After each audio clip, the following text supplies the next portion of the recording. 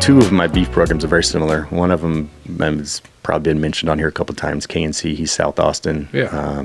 Dude, his quality of beef it's hands down from what I've been looking for. And I went all over the place. I've went to so many ranches. So what I'm doing to that is some of those guys, they don't have herd enough or a place to process. I don't want to let the cat out of the bag for Cole and KNC, but they're building a processing facility. Awesome. Yeah, a lot of those. This is the place to let the cat out of the bag. Yeah, this is true. Just He knows I'm kind of. Finn get him. Yeah, I will.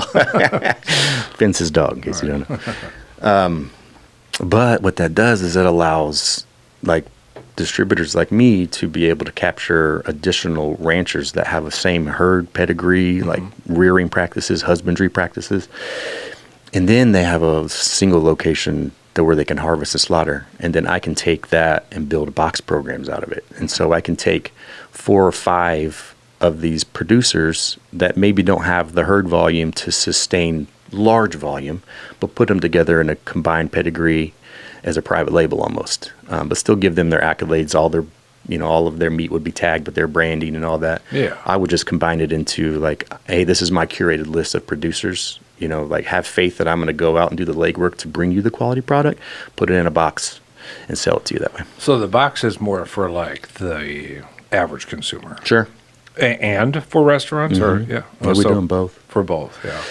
What's like the ideal box that someone might order? Sure, yeah. And so it's going to be a lot of what everybody's interested in. So it's what we call middle meat. So it's your tenderloins, your strips, your ribeyes. Okay. But we started adding like Denver steaks in there and like ranch cuts and like things that, some of these total animal production, there's not homes for those. Like, it just ends up in dog food or whatever. But that's a quality cut. I mean, if you're trained, Denver cut, it's great, like hanger steak. Yeah.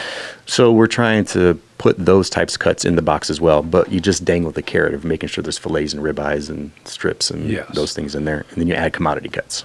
Well, and grind. We haven't talked about this. We've talked about this offline, but not yet. Sure. These videos you're kind of putting together where like if you get something and you're not trained, you can actually access your website or YouTube and like kind of maybe learn how to use some of these things. Yeah, so those videos, and they're on the website. They are also a work in progress. But basically what those are is we go to like some of your favorite chefs, or might even be yours, but market-wise, favorite chefs, and we just talk to them like, what would you cook at home?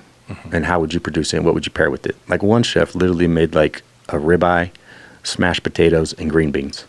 And that was his dish. Sounds delicious. Well, I mean, it was amazing.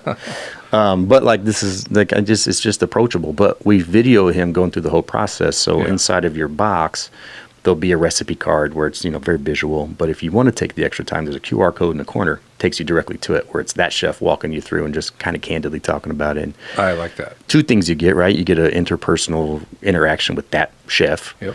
And then you also kind of get the process of like, oh, that was easy. Right. Well, and the real takeaway is if you're inspired to cook that, because the more people we have cooking, the better. I agree. So I'll just say this. I mean, the direction, like local,